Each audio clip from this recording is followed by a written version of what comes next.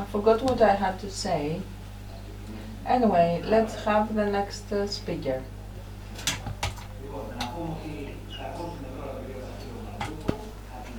Mr. Vasilios Martzoukos will now be the next speaker. Admiral, before I start, allow me to thank Ms. Tatiana Negonostopoulou and Ms. Nicoletta Pagoni, the interpreters who are here with us today, who are fighting for us to be heard. Thank you, ladies. We thank you. The interpreters thank you as well. Anyway, I have the privilege to be the last speaker after 2 panels,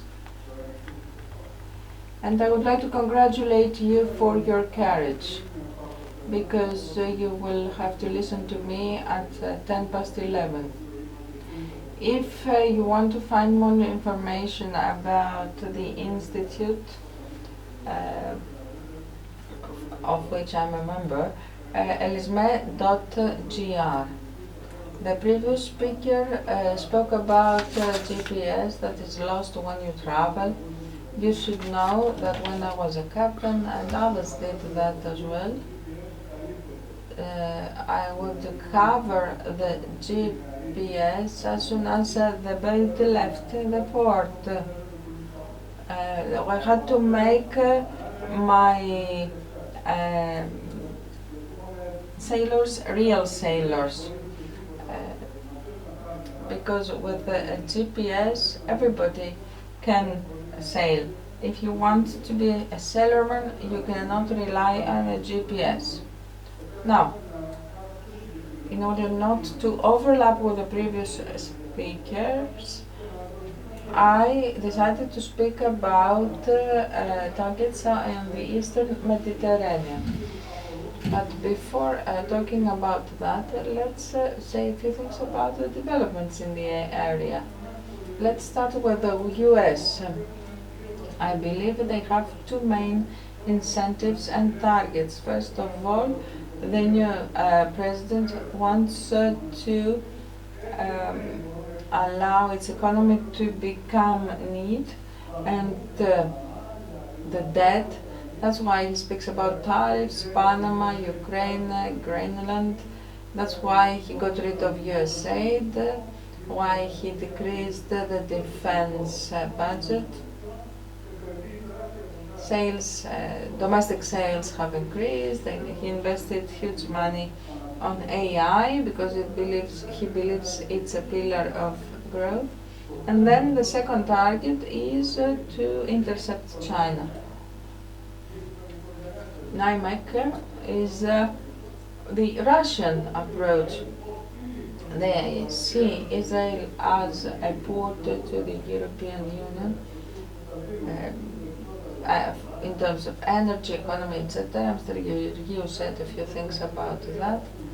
We have the initiative 3+1 and hydrocarbons. All these are huge opportunities for our country, and it's in the hands of the political leadership to exploit those opportunities. This should happen yesterday.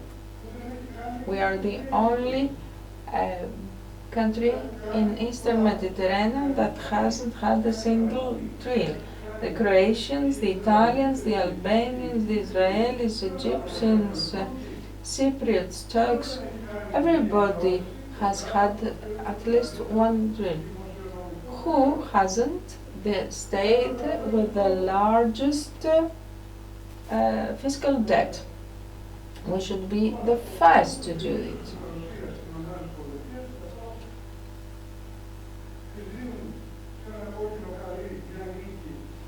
So, how does the US approach Russia? They have a red carpet for them. They give them the victory in Ukraine. Of course, they get the territory they have gained. Ukraine will not be a member of NATO. Brussels are discredited, and there is a more general agreement between Russia and the US, which goes from the Arctic down to Africa. And this creates an international risk that is not so good for us, because the invader is justified and the occupied territory is given to the invader. So you understand the connotations. But here we have some opportunities for us. The European Union is not ready and divided. Why? Because for decades now it doesn't have a common foreign policy and defense. They support Ukraine because they want to avoid being the cat and the mouse at the end of the negotiations. They want to have Ukraine sit at the table, because the outcome of the negotiations will be the future of Europe. But at the same time, after so much sensitivity for Ukraine, the EU does not show the same sensitivity for Cyprus, which is a member of the EU. Neither for its relationship with Turkey.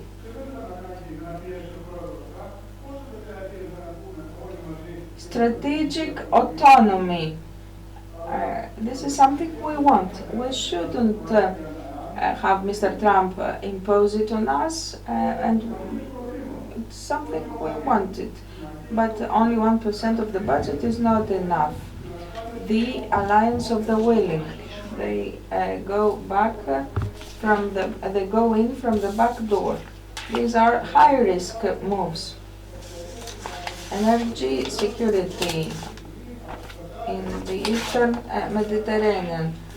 Europe has become independent from Russian fuel, and they are now concerned with Eastern Mediterranean, which has its deposits. Cyprus and Greece have to have a defense industry, to have a deterrence as well. China goes everywhere and buys everything through the Belt and Road Initiative.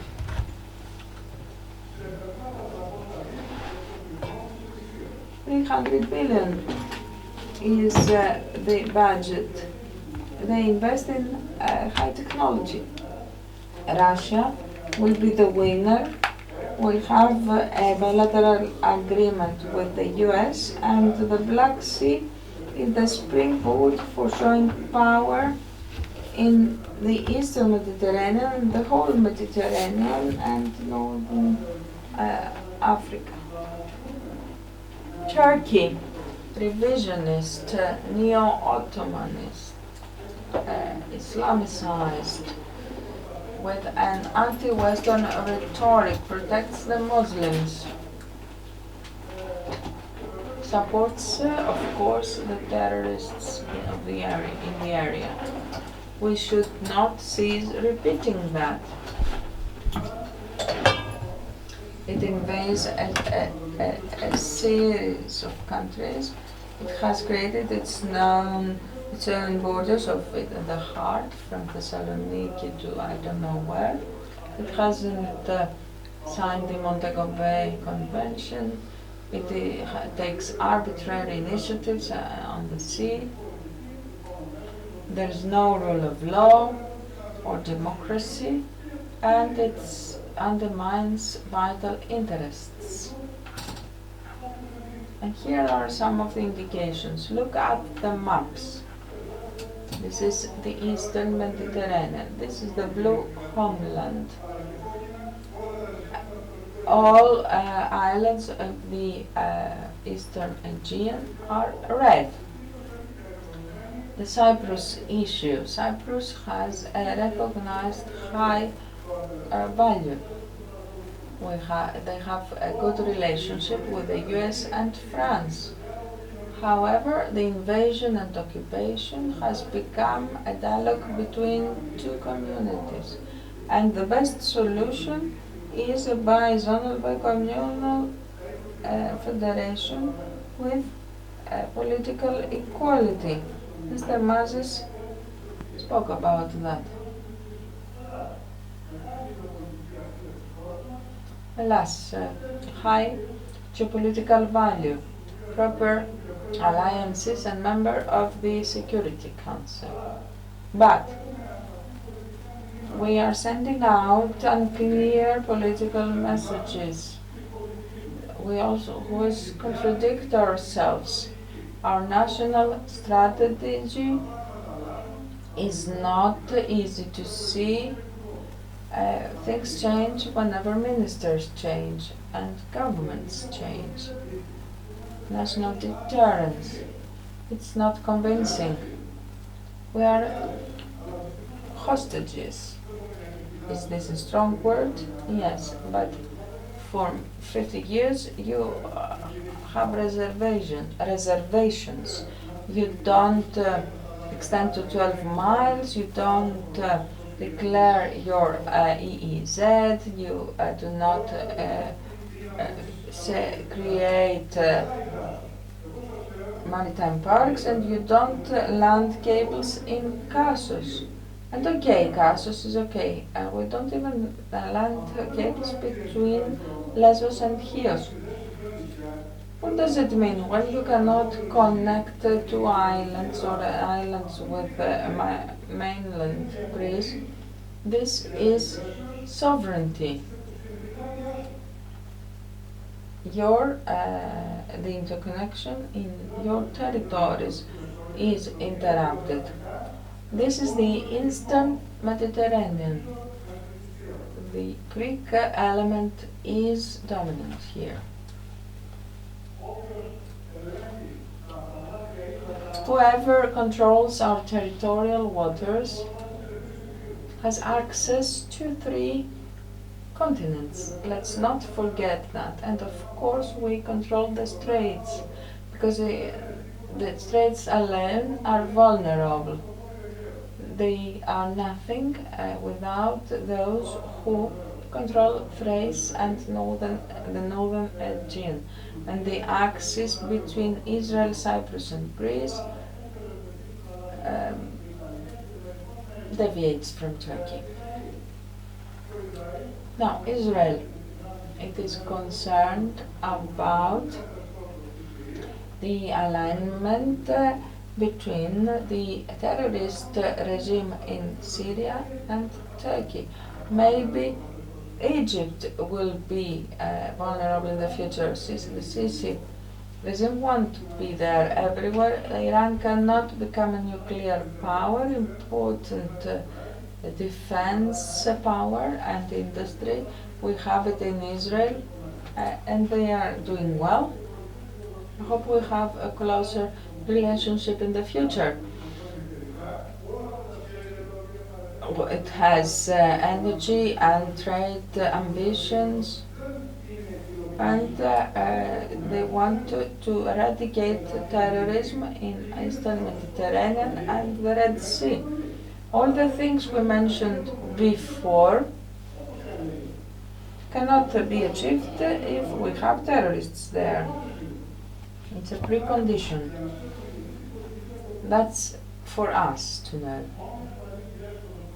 The only secure way out towards the west is Cyprus and Greece for Israel. So conclusions: liquidity, dynamic development, risk and opportunities, destabilizing states and terrorists, security in the Middle East, which is good for the West, Israel, Cyprus, Greece, etc. The CFSP is what we want to have. We want to exploit energy on the basis of UN clause, the Montego Bay Convention.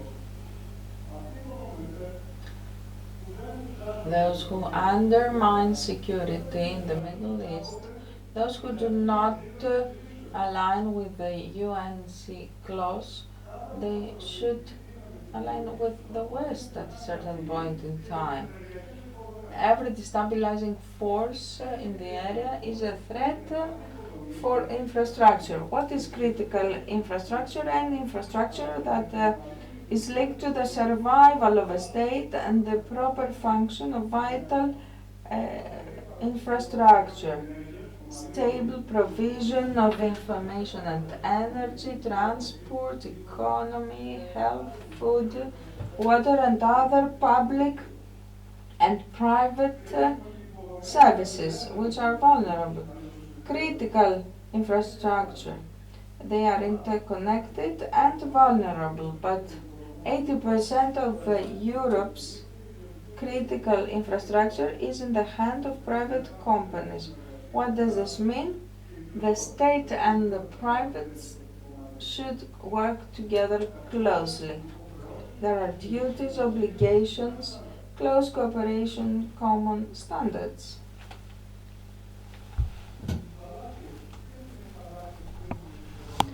So, maritime critical infrastructure, ports, platforms, drilling platforms, energy parks, research vessels, drilling vessels, laying cables, vessels, landing points, landing stations. The underwater are the pipelines for gas, for oil and natural gas, internet, cables, fiber optics, energy, etc. Sensors for surveillance, etc. There is a multitude of such installations. And now, the hydrocarbons of the Mediterranean, is this an opportunity or a conflict? That's a big question. And our states, with the exception of Turkey, cooperate on the basis of the Montego Bay Convention. You can see here indicatively all the existing and potential plans, the Forgotten East Med, power interconnection from Egypt, Israel.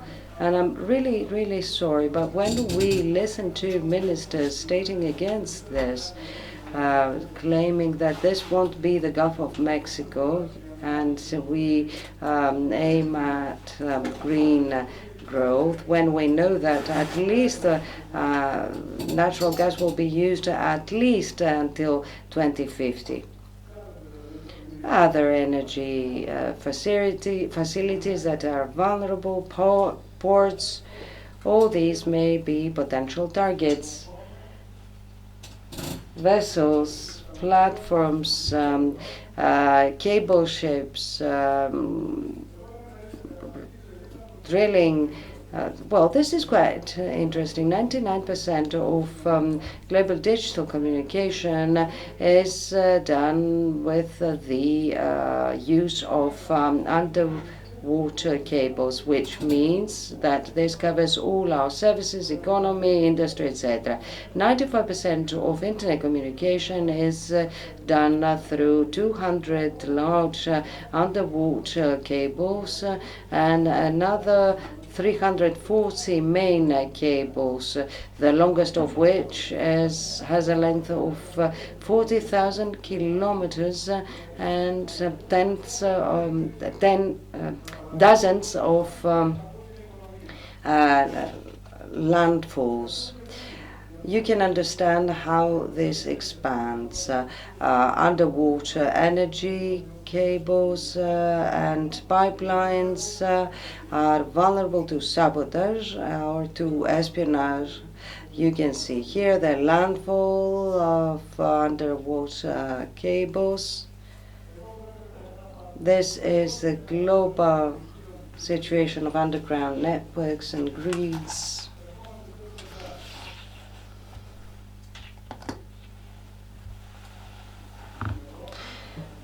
So we've come closer to Europe and to the Eastern Mediterranean. And now this is what is the situation in our seas, and we are called to protect this. Yes, well, cables are at a large depth. They are not in danger due to ships. No, these are big depths. So, threats, state attack, terrorism, piracy, organized crime. Um, there are legal lacunes. The application of threat, prohibition of execution of works. Sabotages, cyber attack, etc. The states fail to protect themselves adequately because of the high cost. So you can see here what it means to have an underwater cable up to 1,000 meters. It's embedded under the bed at a depth longer than 1,000 meters. It's free. So you can see here the risks pertaining to the depth. So a diver can dive up to 60 meters. Anchors, fishing trawls, etc. 300 meters. Submarines 300 meters, and then other means deeper. All these are things to be considered. Attacks are a reality. In the past 10 years, we have recorded attacks, cyber attacks, sabotage in critical energy infrastructure, both in Europe as well as elsewhere. According to NATO, Russia does drills for cutting cables of internet on the Atlantic at 6,000 meters depth. Now, when one attacks such facilities, what one does one use? Missiles, rockets, unmanned and manned vehicles, UCAVs, etc. We also have weapons of mass destruction. They do not pose an immediate risk, but there are such weapons. Cyber attacks, Mr. Kosmopoulos has already touched upon that. So, concluding, I'll refer to the main requirements, major requirements for protection. So, international cooperation, readiness and reaction. Is there a Western strategy for the protection of critical maritime and underwater infrastructure? It's now being elaborated by the EU. Do we have common specifications for the security of infrastructure in the EU? Not yet. Each state has its own. Relevant cooperation between the EU and NATO with the contribution of the US. Cooperation, exchange of interstate intelligence in the EU. This is not that simple to exchange information and intelligence. Even for a business that suffers from a cyber attack, fails to mention it because this will mean that it will lose its reliability. It will be a damage to its clientele. And all this, of course, falls under the classification of confidential state information. Cooperation, as I mentioned earlier, mutual obligations, duties and rules. Surveillance of critical infrastructure. Here we need patrolling with both unmanned and manned means. We need also to establish a common European core for the protection of such infrastructure. Cooperation that needs to expand and to extend under the initiative of Greece, Cyprus, Israel and Egypt. We need to acquire necessary means and systems. The main role will be played by the Coast Guard, but also we need to have the help of the Navy or the Army, etc. We need to fill in the blanks in the and the lacunes in the legal framework. We need to develop a deterrent force because it all starts from the deterrence.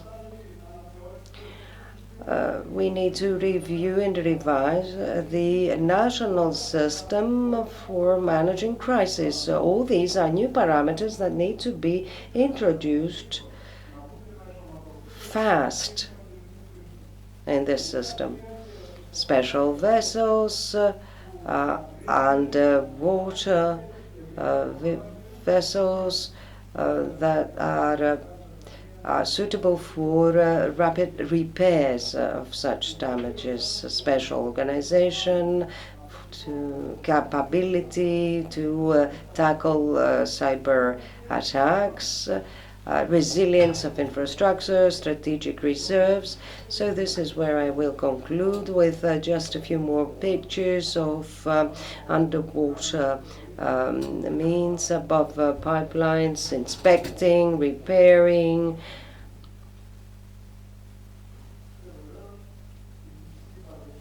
And the physical presence and patrolling of the Coast Guard, unmanned means, divers, mini submarines, UAVs. You can see how complex the system is. Everything needs to cooperate and have interconnectivity. And of course, deterrence is above all with the powerful presence of forces. So at this point, I'd like to thank you. Excellent. Yes, excellent. I'd like to thank the Admiral. Vasilios is a friend. But we have something else in common. I too come from the US Navy and another service. So we share this common tradition and this code. I think that Greece has made miracles at sea. We are a naval states, a naval nation, and unfortunately we have forgotten it.